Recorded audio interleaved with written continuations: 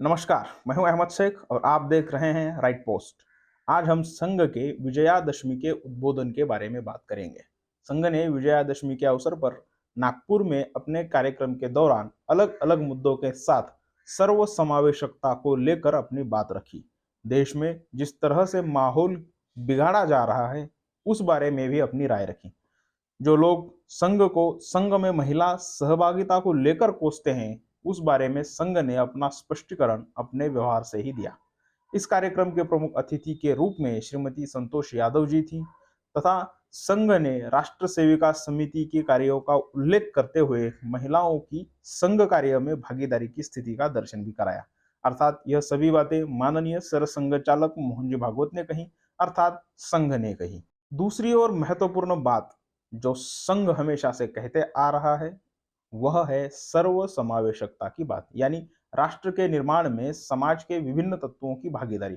संघ ने विजयादशमी के अपने इस उद्बोधन में, या फिर आप उसे आसान शब्द में भाषण भी कह सकते हैं, उस भाषण में अपनी बात रखते हुए संघ ने कहा कि इस देश को अपनी संपूर्ण गति से अगर आगे चलना होगा तो समाज के सभी तत्वों की भागीदारी उसमें जरूरी है। जरूरी यह भी है कि समाज को तोड़ने वाले अराजक तत्वों को भी पहचान लेना और यह करते समय किसी पर अन्याय न हो इस बात का भी ध्यान रखना।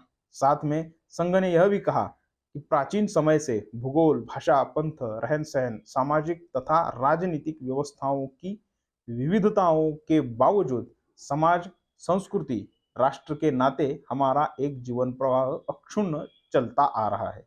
इसमें सभी विविधताओं का स्वीकार है, सम्मान है, सुरक्षा है, विकास है। किसी को अपनी संकुचितता, कट्टरता, आक्रामकता और अहंकार के अतिरिक्त कुछ भी छोड़ना नहीं पड़ता। सत्य, करुणा, अंतर्बाह्य शुचिता और इन तीनों की साधना के अतिरिक्त कुछ भी अनिवार्य नहीं है।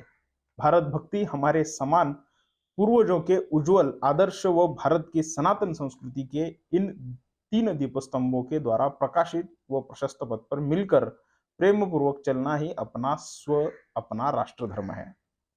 देखिए, यहाँ सनातन शब्द का अर्थ है बहुत पुराना या फिर परंपरा से चलता आ रहा, और सनातन संस्कृति या धर्म का मतलब है कि पुराना धर्म या फिर युग युग से चलती आ रही संस्कृति। सनातन शब्द को गलत कॉन्टेक्स्ट में आजकल देखा जा रहा है, इसीलिए उस शब्द का अर्थ मैंने स्पष्ट किया।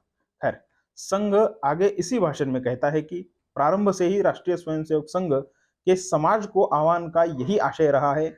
आज यह अनुभव आता है कि उस पुकार को सुनने समझने को अब सभी जन तैयार हैं। अज्ञान, असत्य, द्वेष, भय अथवा स्वार्थ के कारण संघ के विरुद्ध जो दुष्प्रचार चलता है उसका प्रभाव कम हो रहा है, कारण संघ की व्याप्ति व समाज में संपर्क यानी संघ की शक्ति में लक्षणीय वृद्धि हुई है। दुनिया में सुना जाने के लिए सत्य को भी शक्तिशाली होना पड़ता है, यह जीवन का विचित्र सत्य है। दुनिया में दुष्ट शक्तियां भी हैं, उनसे बचने व अन्यों को बचाने के लिए भी सज्जनों की संगठित शक्ति चाहिए। संघ उपरोक्त राष्ट्र विचार का प्रचार प्रसार करते हुए संपूर्ण समाज को संगठित शक्ति के रूप में खड़ा करने का काम कर रहा है। यही हिंदू समाज के संगठन का काम है, क्योंकि उपरोक्त राष्ट्र विचार को हिंदू राष्ट्र का विचार कहते हैं और वह है वे। इसलिए संघ उपरोक्त राष्ट्र विचार को मानने वाले सभी जन का यानी हिंदू समाज का संगठन हिंदू धर्म, संस्कृति व समाज का संरक्षण कर हिंदू राष्ट्र की सर्वांगीण उन्नति के लिए सर्वेंशा अविरोधेन करता है। अब जब संघ को समाज में कुछ स्नेह तथा विश्वास का लाभ हुआ है और उसकी शक्ति भी है, तो हिंदू राष्ट्र की बात को लोग गंभीरता पूर्वक सुनते हैं। इस आशय को मन में रखते हुए परंतु हिंदू शब्द का विरोध करते हुए अन्य शब्दों का उपयोग करने वाले लोग हैं। हमारा उनसे कोई विरोध नहीं है। आशय की स्पष्टता के लिए हम अपने लिए हिंदू शब्द का आग्रह रखते हैं। इसी आशय को मैं और एक बार दोहराता हूं, जिनको संघ पता नहीं है उनमें थोड़ी सी भी क्लियरिटी अगर इससे आ जाए तो बहुत है। अब जब संघ को समाज में कुछ स्नेह तथा विश्वास का लाभ हुआ है और उसकी शक्ति भी है, तो हिंदू राष्ट्र की बात को लोग गंभीरता पूर्वक सुनते हैं। इस आशय को मन में रखते हुए परंतु हिंदू शब्द का विरोध करते हुए अन्य शब्दों का उपयोग करने वाले लोग भी हैं, हमारा उनसे कोई विरोध नहीं है। आशय की स्पष्टता के लिए हम अपने लिए हिंदू शब्द का आग्रह रखते हैं।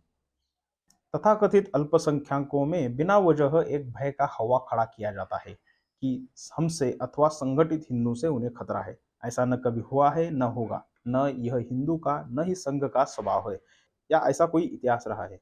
अन्याय, अत्याचार, द्वेष का सहारा लेकर गुंडागर्दी करने वाले समाज को चोट पहुंचाते हैं तो आत्मरक्षा अथवा आत्मरक्षा तो सभी का कर्तव्य बन जाता है। न भय देत काहू को, न भय जानत आप। ऐसा हिंदू समाज खड़ा हो, यह समय की आवश्यकता है। यह किसी के विरुद्ध नहीं है। संघ पूरी दृढ़ता के साथ आपसी भाईचारे, भद्रता व शांति के पक्ष में खड़ा है। ऐसी चिंताएं मन में पाले तथाकथित अल्पसंख्यकों में से कुछ सज्जन गत वर्षों में मिलने के लिए आते रहते हैं। उनमें उनसे संघ के कुछ अधिकारियों का संपर्क, संवाद हुआ है, होता रहा है। भारतवर्ष प्राचीन राष्ट्र है। उसकी उस पहचान व परंपरा की धारा के साथ तन्मयता पूर्वक अपनी अपनी विशिष्टता को रखते हुए हम सभी मिलकर प्रेम, सम्मान व शांति के साथ राष्ट्र की निस्वार्थ सेवा करते चलें। एक दूसरे के सुख दुख में परस्पर साथी बने, भारत को जाने, भारत को माने, भारत के बने। संघ ऐसे ही एकात्म समरस राष्ट्र की कल्पना करता है। इसमें संघ का और कोई भी उद्देश्य या फिर स्वार्थ नहीं है। हालांकि यह पूरा भाषण नहीं है और पूरे भाषण पर अगर बात करें तो शायद हमें समय कम पड़ जाए। सभी मुद्दे वर्तमान की स्थिति को लागू हैं, लेकिन जिन मुद्दों को गंभीरतापूर्वक समाज ने समझने की जरूरत है उसे हमने आज अंडरलाइन किया है या फिर उसे आपके सम्मुख रखा है।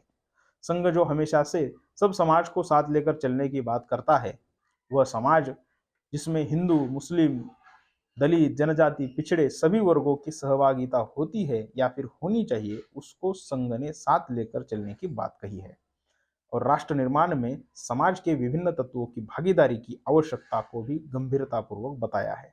हालांकि किसी भी मीडिया हाउस ने संघ के इन मुद्दों पर तवज्जो नहीं दी है जो हमने दी है। हमारा यह वीडियो आपको कैसा लगा, हमें कमेंट्स के माध्यम से जरूर बताएं। वीडियो को लाइक करें, वीडियो की लिंक को शेयर करें और चैनल को सब्सक्राइब करना ना भूलिए। अगले वीडियो में जल्द ही मिलेंगे। तब तक के लिए शुक्रिया, धन्यवाद और सभी को दीपावली की शुभकामनाएं।